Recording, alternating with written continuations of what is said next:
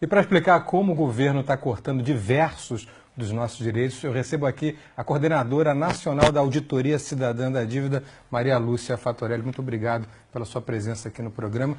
Eu queria que você tentasse explicar em 3 minutos, o que é difícil, a tarefa é árdua diante do massacre de propaganda do governo a favor da reforma da Previdência. Eu queria que você explicasse por que o déficit, o famoso déficit da Previdência, é na verdade um déficit fabricado, que é a tese que você defende, e queria que você explicasse isso à luz do parágrafo 194 da Constituição Brasileira. Em primeiro lugar, agradeço a oportunidade de estar aqui com vocês, uma honra para a Auditoria Cidadã da Dívida.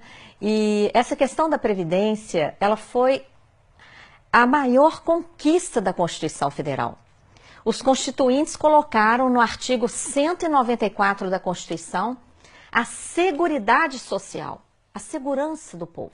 Que não é só Previdência, não é. São 3 fatores. É um tripé. É previdência, assistência e saúde. Foi a principal conquista social. Ela é tão importante que na própria Constituição, no artigo 195, os constituintes estabeleceram o financiamento desse tripé.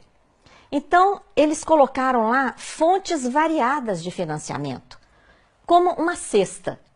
Nessa cesta, eles colocaram, primeiro, os trabalhadores e empregadores vão contribuir com uma contribuição para o INSS incidente sobre a folha, paga tanto pelos trabalhadores como pelos empregadores. Também as empresas vão contribuir sobre o lucro.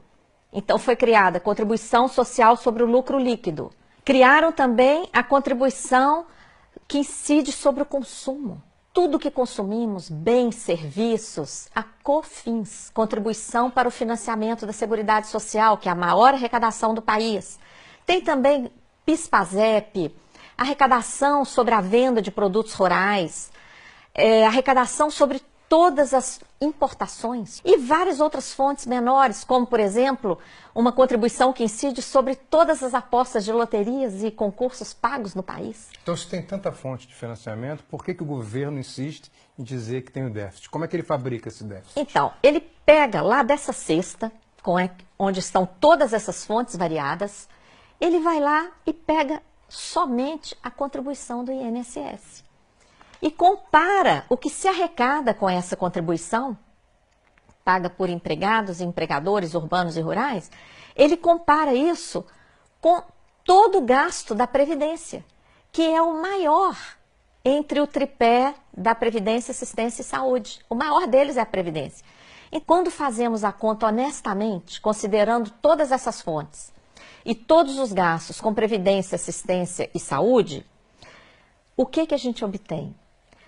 Uma sobra de recursos de dezenas de bilhões de reais todo ano. Sem falar que há dívidas de empresas que têm um montante de 350 bilhões com a Seguridade Social, né? Isso, a sobra de recursos ainda poderia ser muito maior por causa da sonegação, que você menciona, que ultrapassa 400 bilhões de reais, segundo estimativas, inclusive a lista dos devedores da Previdência. As desonerações, que são setores que são liberados de contribuir para a Seguridade Social. Por exemplo, o agrobusiness.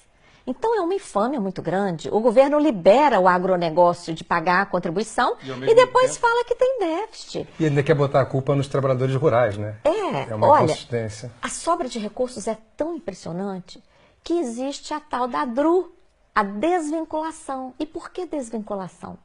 Porque essa cesta de contribuições, elas são vinculadas pela Constituição para a Seguridade.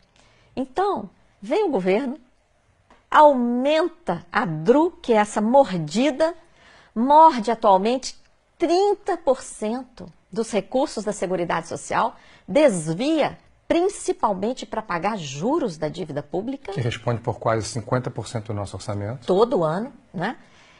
E depois vai falar de déficit? Não. Maria Lúcia, essa explicação dos ovos, né, dos 8 ovos na cesta, é muito boa, porque ela consegue se contrapor a essa propaganda maciça do governo que tenta impor uma visão da reforma da Previdência para o grande público. E, ao mesmo tempo, a grande mídia faz o mesmo, inclusive através de analistas políticos que sempre repetem: a reforma da Previdência é primordial e sem ela o país vai quebrar. Muito obrigado por ter sido tão clara com a gente.